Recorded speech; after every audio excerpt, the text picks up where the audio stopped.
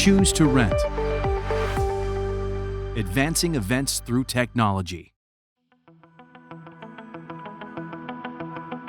In this video, we will show the proper printer cleaning steps along with print darkness testing steps. Unfasten the clips and remove the plate and roller from the printer. Wipe down the plate and roller with the provided alcohol wipe.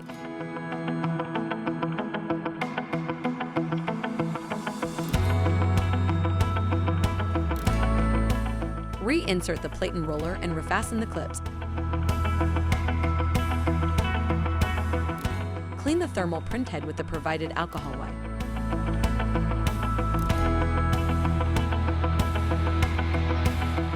Align the printer's sensor with the middle marks.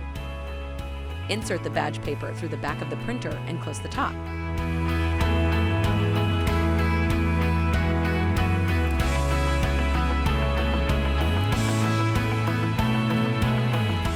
From the printer's menu, set the amount of darkness as needed.